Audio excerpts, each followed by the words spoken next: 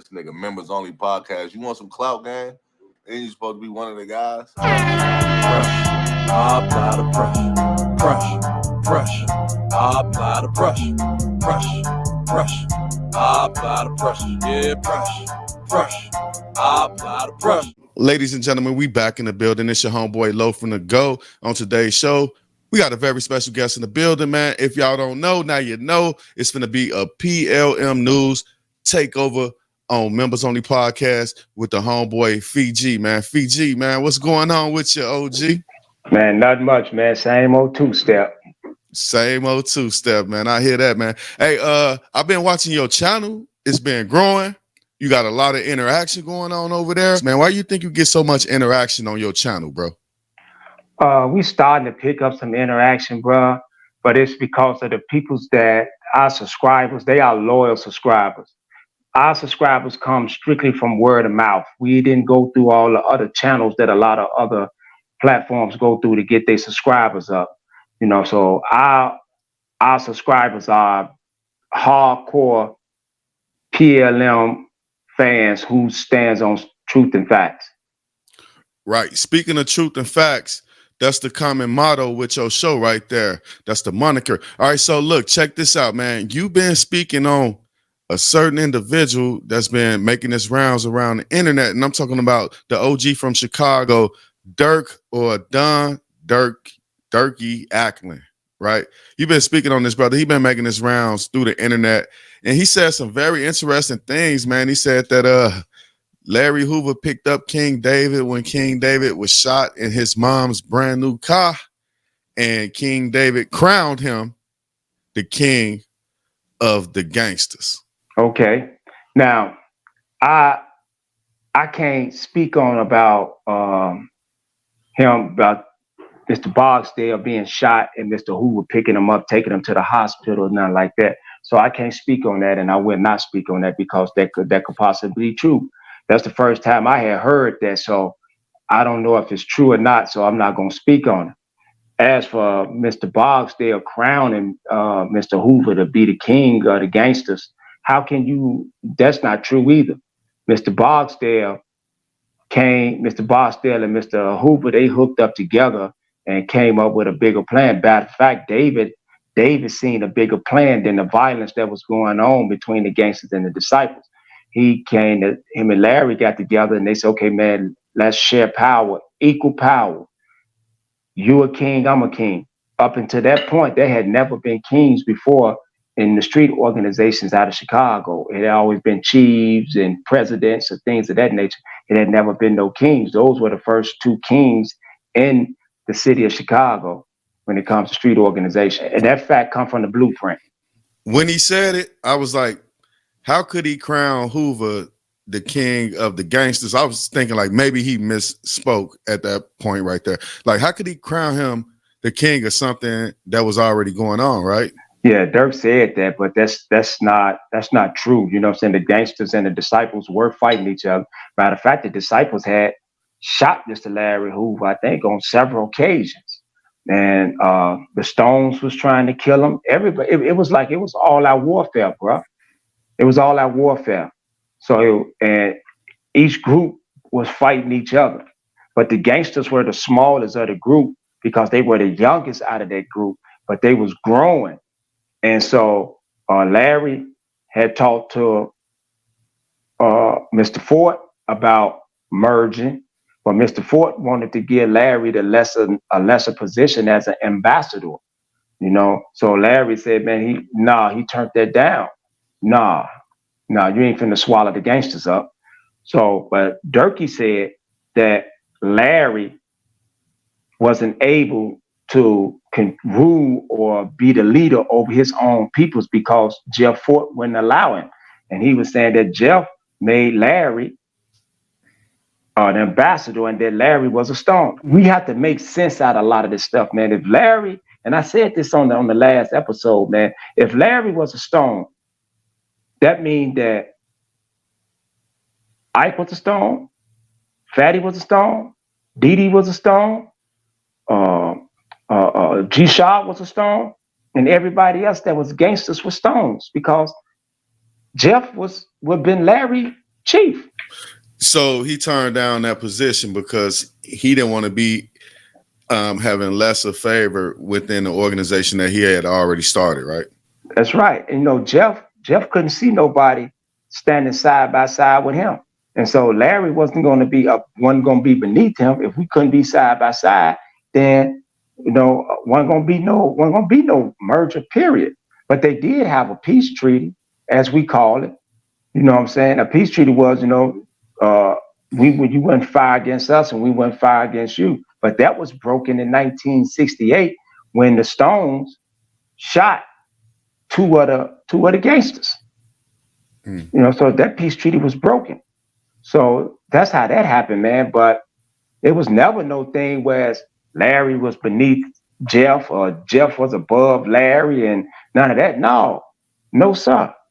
One thing that I noticed that the kids nowadays, to talk trash or to say something bad about a GD, they might call them a brick, right? And the Stones are known for having the bricks with the pyramid, right? Am I correct with that? Yep, they got the 21. The 21, I think that stood for the main 21. That was the 21. Those were the 21 branches up under the Blackstone Rangers banner. That's why it's called the main 21. It was 21 different branches of the Stones, and each one of those bricks represented a particular chief of the main 21 within the main 21.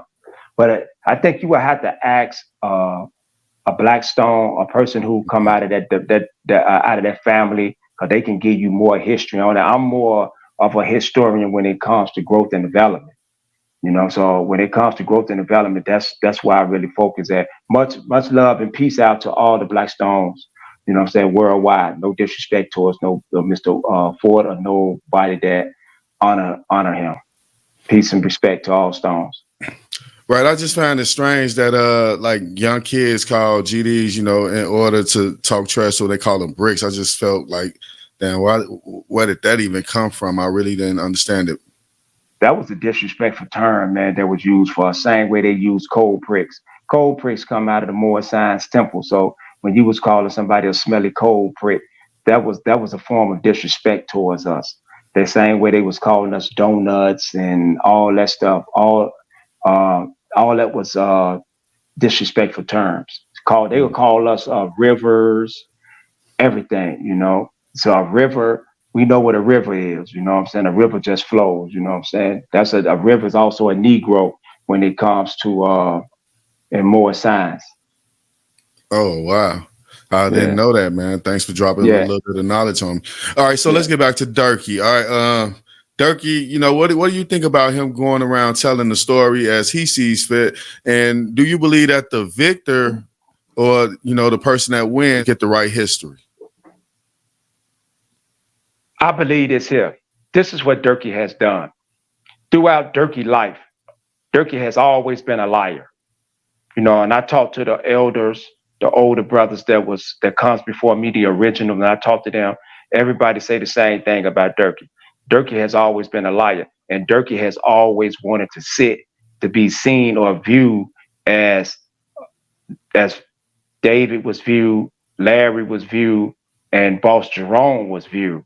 He could never be viewed like that. So he had tried to start his own organizations. He brought the Black Disciples back, but he knew he couldn't be the king of that. So he made Mr. Freeman became king of the Black Disciples. Then he tried the apostles, the last apostles, the Asiatic last apostles or something like that. That got stumped out. Now he's moving on now to 414. He always wanted to be viewed as a leader. But see, this is what people start to understand. Durky, there's a vacuum, right? And here's that vacuum. Our brothers and sisters in the South, that means all brothers and sisters in the South, no matter what branch, they are big on history.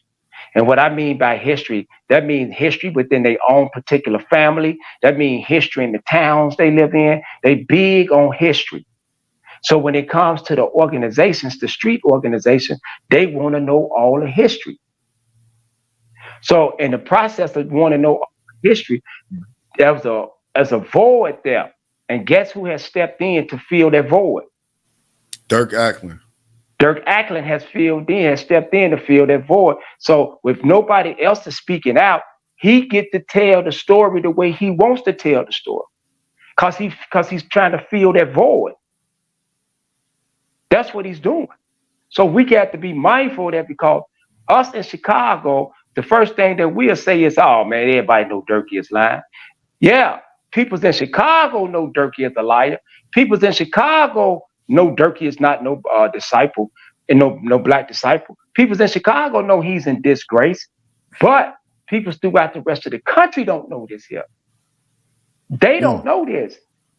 So he's telling his story the way he's always tried to tell the story. How many times have you called some mistruths to be in statements that he made?